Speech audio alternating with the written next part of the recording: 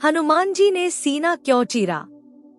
यह कहानी हमें सिखाती है कि हमें बिना किसी फल की इच्छा के कर्म करना चाहिए। 7वीं कक्षा में पढ़ने वाला सार्थक एक मेहनती और होशियार बच्चा था। उसके स्कूल में तैराकी प्रतियोगिता होने वाली थी। सार्थक भी प्रतियोगिता में भाग लेना चाहता था, लेकिन उसे तैरना बहुत मुश्किल लगता था। उसे लगता था कि वह कभी अच्छा तैराक नहीं बन पाएगा। उसकी कक्षा के सभी बच्चे पूल में तैरने का अभ्यास कर रहे थे और वह चुपचाप उन्हें देख रहा था। तभी अचानक पानी में एक भंवर बन गया और सार्थक का दोस्त नचिकेता वहां आ गया।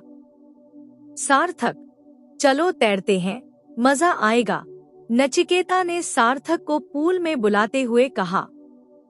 सार्थक ने कहा, नचिकेता, तुम जानते हो कि मेरे लिए तैरना कितना मुश्किल है। मेरी सांस जल्दी फूल जाती है और मैं बहुत जल्दी थक जाता हूँ। नचिकेता पानी से बाहर कूद गया और बोला, जानते हो, पहले मुझे भी तैरने से बहुत डर लगता था, लेकिन फिर मैंने भगवान हनुमान की एक कहानी सुनी जिससे मुझे बहुत हिम्मत मिली। चलो मैं भी तुम्हें वह कहानी सुनाता हूँ। एक बार हनुमान जी अपने मित्रों के साथ लंका के राजा रावण द्वारा अपहरण की गई भगवान राम की पत्नी माता सीता की खोज में निकले। लंका नगर समुद्र के उस पार था। हनुमान जी और उनके मित्रों के सामने एक बड़ी समस्या खड़ी हो गई। इतने विशाल सागर को कैसे पार करें? हनुमान जी के मित्र जामवंत ने उनसे कहा, आप इस विशाल सागर को आसानी से पार कर सकते हैं। जामवंत की बात सुनकर हनुमान जी आश्चर्यचकित रह गए और बोले, आप क्या कह रहे हैं? मुझ जैसा छोटा बंदर इतने विशाल सागर को कैसे पार कर सकता है? जामवंत मुस्कुराए और बोले, हनुमान, अपने आप को छोटा और कमजोर मत समझो। तुम बहुत शक्तिशाली हो। तुम्हें अनेक देवी देवताओं से शक्तियां प्राप्त हुई हैं, जिनके बारे में तुम भूल गए हो।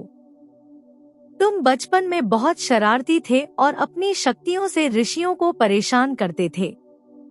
इसलिए एक ऋषि क्रोधित हो गए और उन्होंने तुम्हें श्राप दिया कि तुम अपनी सभी शक्तियों को भूल जाओगे, लेकिन यदि कोई तुम्हें याद दिलाएगा तो तुम्हें वे याद आ जाएंगी। जामवंत ने हनुमान जी को उनकी शक्तियों की याद दिलाई। जैसे ही हनुमान जी को अपनी शक्तियों का स्मरण हुआ, उन्होंने श्री राम के नाम से उड़ान भरी, समुद्र पार किया और लंका पहुंच गए। क्या तुम्हें कुछ सार्थक समझ आया? हनुमान जी के पास पहले से ही शक्तियां थी, वे बस उन्हें भूल गए थे। इसी प्रकार हम सब में भी ईश्वर की शक्ति है। हम कोई भी काम कर सकते हैं, चाहे वह कितना भी कठिन क्यों न हो। यह कहकर नचिकेता अंतर्धान हो गए। सार्थक समझ गया कि यदि वह स्वयं पर विश्वास रखे और मेहनत करे, तो वह एक अच्छा तैराक बन सकता है।